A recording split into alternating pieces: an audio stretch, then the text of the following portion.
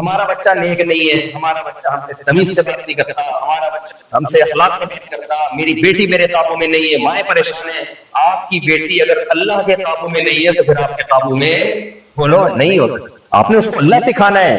ہم ماں باپ کا احترام ماں باپ کی وجہ سے نہیں کرتے. کس کی وجہ سے کرتے ہیں؟ اللہ کی وجہ سے. ایک بزرگ تھے، وہ یہ تابعین میں سے تھے، بہت بڑے محدث. پہلے زمانے میں جب کسی کے پاس حدیث کا علم ہوتا تھا نا، پوری دنیا سے لوگ آتے تھے ان کے پاس. ان کی محفل لگی ہوتی تھی، پوری دنیا سے لوگ آتے تھے ان کے پاس. ٹائم بتائیں کیا ہو رہا ہے؟ اچھا میں بس سمیٹتا ہوں اس کو بیان کو جلدی سے. پوری دنیا سے نا لوگ آیا کرتے تھے ان کے پاس حدیث سیکھنے کے لیے. ہزاروں کا مجمع لگا ہوا ہے. ان کی ماں آتی، ان کو ڈانٹ کے کہتی کہ تم یہاں بیٹھے ہوئے ہو، مرغیاں بھوکی پھر رہی ہیں، چل اٹھ جا کے مرغیوں کو دانا ڈال. وہ اپنا پورا لیکچر چھوڑتے، بڑے بڑے محدثین بیٹھے ہوئے ہیں، بڑے بڑے علماء بیٹھے ہوئے ہیں، وہ لیکچر چھوڑ کے جا کے مرغیوں کو دانا ڈال کے آتے اور جہاں سے لیکچر چھوڑا تھا وہیں سے شروع کر دیتے. ایک دن ایک شاگرد نے کہا کہ حضرت اتنے بڑے بڑے لوگ آئے ہوئے ہیں آپ کے پاس، مرغیاں ان سے زیادہ اہم ہیں؟ مرغیوں کی اہمیت آپ کے دل میں ہم سے زیادہ ہے، سبق چھوڑ کے آپ چلے جاتے ہیں. انہوں نے کہا خدا کی قسم مرغیوں کی اہمیت نہیں ہے. میری بوڑھی ماں مجھے حکم دیتی ہے، جس پیغمبر کی حدیث میں تمہیں پڑھا رہا ہوں اسی پیغمبر نے اللہ کے بعد سب سے بڑا حق کس کا بتایا ہے؟ ماں. سمجھ میں نہیں آ رہی میرا خیال. دیکھو اپنے آپ کو اور اپنے بچوں کو اگر انسان بنانا، دیکھو انسان کے علاوہ کے بچے دنیا میں بہت ہیں، آپ انسٹ نہ محسوس کریں. بھائی جب کوئی انسان کا بچہ نہیں ہوتا تو اس کو ہم کیا کہتے ہیں؟ نہیں جان، اتنا کامن لفظ نہ یوز کیا کریں. آپ کیا بولتے ہیں مجھے؟ دیکھو اب زبردست بات کی. انسان کو انسان کا بچہ بنانے کے لیے آپ کو سوسائٹی میں اللہ بولو گھر کے ماحول کو انسانوں والا ماحول بنانے کے لیے گھر میں کرنا پڑے گا. ابھی ہم نے اللہ کو کیا کر دیا ہے؟ یہ صرف اللہ کے پاس موٹیویشن ہے. ایک مہینہ میں بھوکا پیاسا رکھ لیتے ہیں. ہمارے ایک استاذ نے بتایا کہ میں نے اپنے والد کے روزانہ پاؤں دبایا کرتا تھا 15 منٹ. کہہ دیتے تھے بس، میں بھی کہہ دیتا بس. کہتے ہیں ایک دن ابا کی آنکھ لگ گئی تو میں عشاء سے لے کے فجر تک ان کے پاؤں دباتا رہا ہوں. فجر میں ابا کی آنکھ کھلی تو انہوں نے کہا اس وقت سے اب تک دبا رہے؟ میں نے کہا جی. کہتے ہیں اتنی دعائیں دی اور آج وہ دعائیں لگی بھی نظر آ رہی ہیں. یہ گورنمنٹ کے قانون سے ایسا ہو سکتا ہے ساری رات ابا کے پاؤں دبائے؟ اے بھائی بخاری مسلم کی حدیث ہے، نبی صلی اللہ علیہ وسلم نے فرمایا پچھلی امتوں میں 3 آدمی غار میں پھنس گئے، پتھر آ کے گرا اور وہ غار میں بند. ان کو پتا تھا کہ بھوکے پیاسے مریں گے. تینوں نے کہا بھائی اللہ سے دعا مانگو کہ کوئی ہم نے زندگی میں نیکی کی ہو نا تو وہ نیکی کا اللہ کو واسطہ دو تاکہ اس مصیبت سے ہم نکلیں. بہت شارٹ کر کے سنا رہا ہوں. ان میں ایک نے دعا مانگی، اے اللہ میں کسی پہ عاشق تھا، کسی لڑکی پہ، اپنی چچا زاد پہ، زنا کی خواہش تھی نہیں پوری کرنے دیتی تھی، قحط پڑا مجبور ہو کے میرے پاس آئی، میں نے اپنی خواہش پوری کرنے کی کوشش کی. اس نے کیا کہا؟ مجھے پورا موقع مل گیا لیکن اس نے کہا اتق اللہ، میں تو مجبور ہوں، تو مجبور نہیں ہے، اللہ سے ڈر. اے اللہ مجھے پوری قدرت تھی اس پہ لیکن تیرے خوف سے میں پیچھے ہٹ گیا. اللہ کے خوف کے علاوہ کوئی ہٹ سکتا ہے؟ عورت کو بھی عورت کا حق شوہر جب دے گا جب اس کے دل میں اللہ کا خوف ہو، ورنہ نہیں دے سکتا. تو اے اللہ اگر میں نے تجھے خوش کرنے کے لیے کیا تھا تو جس مصیبت میں آج مبتلا ہوں اے اللہ اس مصیبت سے مجھے نجات دے دے. حدیث میں آتا ہے پتھر تھوڑا سا ہٹ گیا. دوسرے نے کہا میں جب گھر پہ بکریاں چرا کے آیا کرتا تھا تو میں دودھ پلاتا سب سے پہلے اپنے بوڑھے ماں باپ کو، اس کے بعد اپنے بیوی بچوں کو. جب میں آیا مجھے تھوڑی دیر ہو گئی، میرے بوڑھے ماں باپ سو گئے. اب میں کنفیوز تھا، ان کو اٹھاتا ہوں تو نیند خراب ہوگی اور ان سے پہلے میں کسی اور کو پلا دوں مجھے غیرت آتی تھی. ساری رات دودھ کا پیالہ لے کے ان کے سر کے سہارے کنارے پہ میں کھڑا رہا. کس کے حکم سمجھ کے؟ اللہ نے سب سے پہلے کس کا حکم بتایا ہے؟ کس کے حکم ہے؟ ماں. غیر مسلموں کے ہاں باپ اور ماں کا اتنا بڑا مسئلہ نہیں ہے، اللہ کے ہاں سب سے بڑا مسئلہ ہی ماں باپ کا ہے. وَوَصَّيْنَا الْإِنسَانَ، اللہ کہتے ہیں میں نے وصیت کر دی ہے اپنے ماں باپ کے ساتھ اچھا سلوک کرنا. وصیت کا لفظ کب استعمال ہوتا ہے؟ جب آپ دنیا سے جا رہے ہوتے ہیں. جب آپ دنیا سے جا رہے ہوتے ہیں کوئی آڑی ترچھی چیزوں کی وصیت کرتے ہیں، یہ بہت اہم چیزوں کی کرتے ہیں. اللہ دنیا سے نہیں جاتا لیکن اللہ وصیت کا لفظ استعمال کر رہا ہے یہ بتانے کے لیے جیسے باپ مرتے ہوئے وصیت کرتا ہے، چھوٹی موٹی باتوں کی وصیت نہیں ہوتی، بہت بڑی باتوں کی ہوتی ہے، بہت اہم باتوں کی. تو میں بھی وصیت کر رہا ہوں، لہذا اس آرڈر کو ہلکا مت سمجھنا. کبھی دیکھا آپ نے چھوٹی، آپ مر رہے ہو، بیٹے کھڑے ہوئے کاپی پین لے کے ابا مرتے ہوئے کیا وصیت کر رہے ہیں؟ بیٹا یہ بنیان استری کر کے دھوپ میں لٹکا دینا. ایسی وصیت دیکھی بھی آپ نے؟ بیٹا ایسا کرنا، میں نے گولے گنڈے والے کو بولا تھا کہ 3 پارسل کر دے، اب میں مر رہا ہوں تو 2 منگوا لینا، 1 رہنے دے. یہ وصیتیں نہیں، یہ آرڈر ہوتے ہیں، یہ وصیتیں نہیں ہوتی.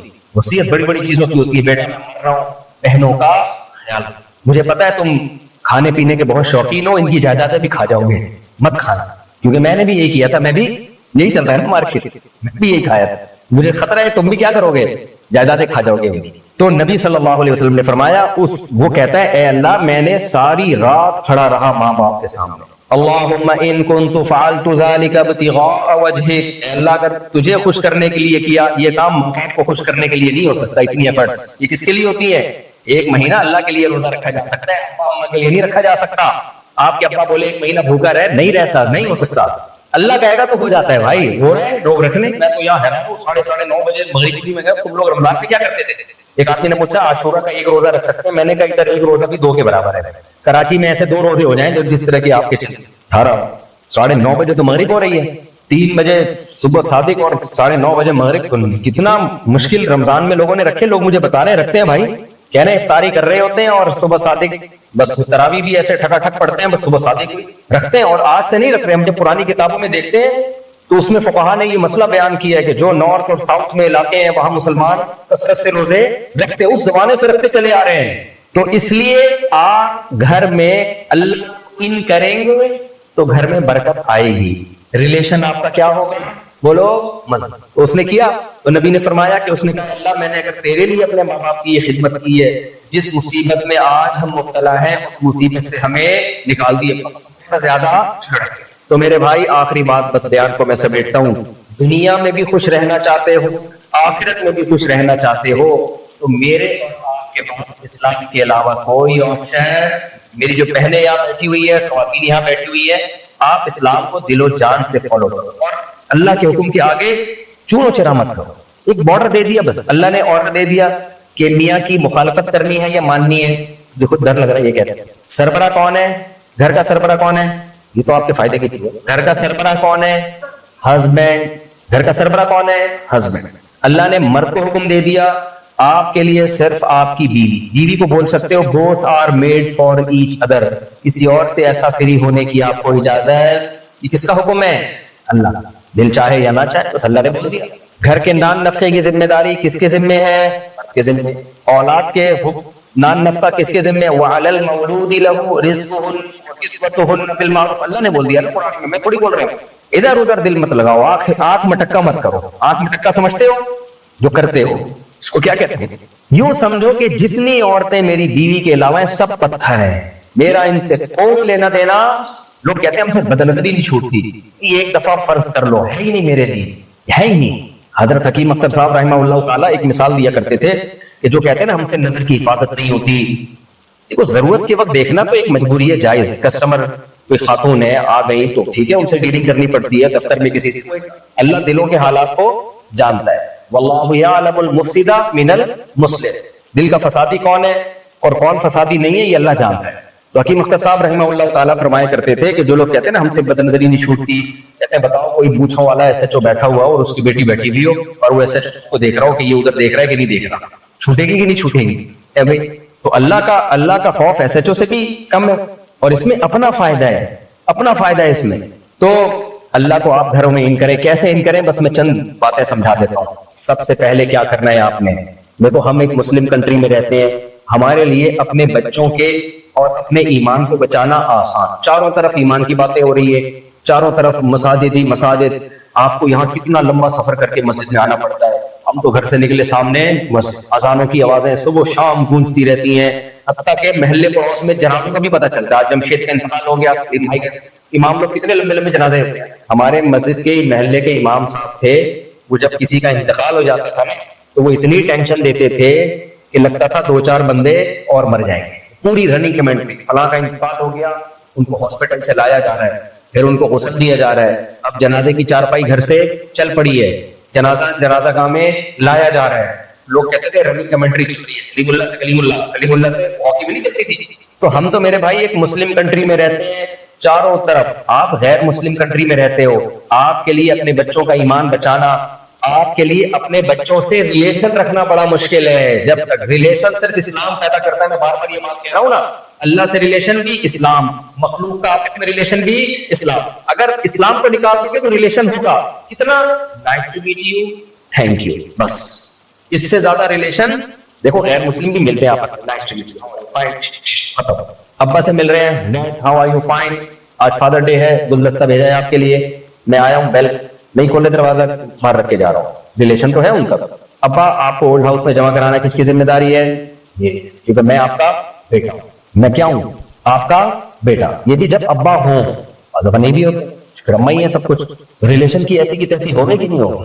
مدر ڈے, بھائی ہمارا روز ڈے مدر ڈے ہے, روز ہمارا مدر ڈے ہے. ہم نے ماں باپ کی روز خدمت کرنی ہے. میاں بیوی کا ریلیشن کی کیا ریلیشن ہے؟ وہ اپنے خرچے پہ پل رہی ہے, آپ اپنے خرچے پہ پل رہے ہو. رات کو اکٹھے ہو جاتے ہیں, گھر نہیں ہے تو ہوٹل ہو گیا بھائی.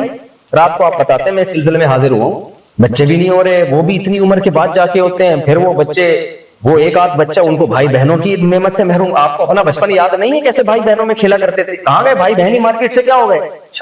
ایک آدھ بچہ ہے تو بچے ہی ختم. بھائی بہن, بچوں کو بچے دینا ان کو, ان پر بھی احسان ہے. ان کو بھائی بہن تو دو کھیلنے کے لیے. کس کے ساتھ کھیلیں گے وہ؟